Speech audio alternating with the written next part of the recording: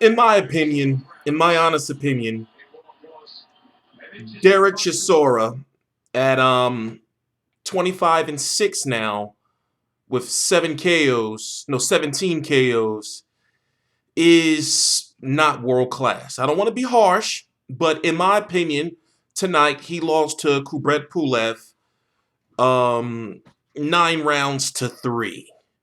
And that's kind of being generous depending on what you were looking for. Now, the fight went the distance. The winner, Kubrat Pulev, is now the European champion. Also, he is now one of the mandatories for the IBF title of Anthony Joshua. Now, of course, Anthony Joshua has to get through Dominic Brazil. What is that, June the 25th? And then you have another IBF eliminator. The situation with the IBF is kind of confusing. I'm going to do a more in detail video sometime in the future. You have another IBF title eliminator where you have Joseph Parker, up and coming heavyweight, who is in hot pursuit of Anthony Joshua, who's going to be taking on Carlos Takam sometime in May. So what we're waiting for is the official scorecards to be read. Kubrat Pulev only lost to Vladimir Klitschko in a very exciting fight. Klitschko's last exciting fight. Remember, he went on to fight Brian Jennings and then Tyson Fury. By the way, I'm T-Street Controversy. This is T-Street Controversy Live. I cover every single major fight live. I've always been a Kubrat Pulev fan. First, let me talk about how he won. Dereck Chisora, in my opinion, this fight was all wrong for him. Now, we've been hearing that he had a chance to fight Anthony Joshua, but he chose to go after the EBU title and fight Kubrat Pulev. Kubrat Pulev holds his hands very high, and Dereck Chisora is a boxer who doesn't have too much head movement, but he relies on getting in on the inside, and he just couldn't do so. So what did we see? We saw Dereck Chisora just pretty much getting his head jabbed off. And if Kubrat Pulev varied up his punches, for example, he's not a known body puncher. He's not a guy that goes out there and throws right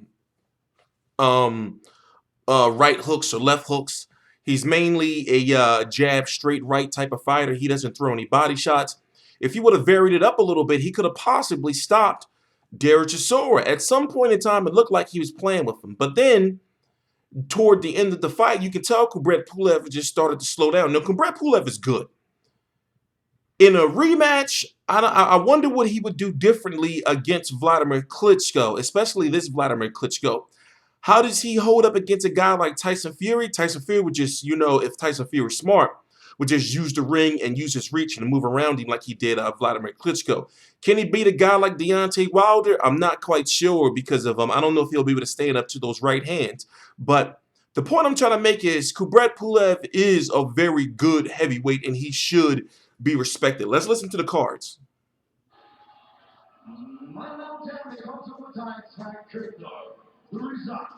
Please subscribe. Mr. Yanko scored 116, 112 for Pulev. I will then come out and for Pulev. Then Hamzaman scores 115, 113. And for Chisora.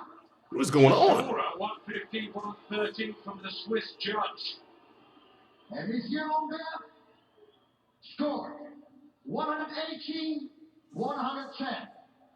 118 zu 110. Und damit neuer EBU-Europameister im Schwergewicht. Kubrat, die Kubrat! Those judges, man. Those judges, man. You can't trust judges. I don't know what fight that judge. 115, 113, 116, 112 was close, in my opinion. But the good thing is he's got the win. I want to see what these judges look like, because maybe somebody somewhere got an envelope and they tried to save Dereck Chisora's career. I mean, it's really not much to say, To Dereck Chisora's credit, he didn't get knocked out, and that could be to the lack of skills of the skill set of Kubrat Pulev, and also his signature punch was that overhand right. A lot of times you would see the overhand right get blocked, by the arm. But it was looking like if it would have connected, it would have knocked him out. Anyway, I gotta take a nap. I've been up for about literally 26 some hours, something like that straight. Honestly, I feel good, but that's a bad thing if I'm not tired. So I gotta take a nap, get ready for Canelo versus Khan. Of course, that's the same day. And I forgot I gotta watch this Anthony Crolla fight since it's versus Barrasso. Since it's on, I might as well just watch it and cover it. It's coming right on right now. So I'll be watching this and covering this. I'm T Street Controversy. This is T Street Controversy Live. Follow me on Twitter.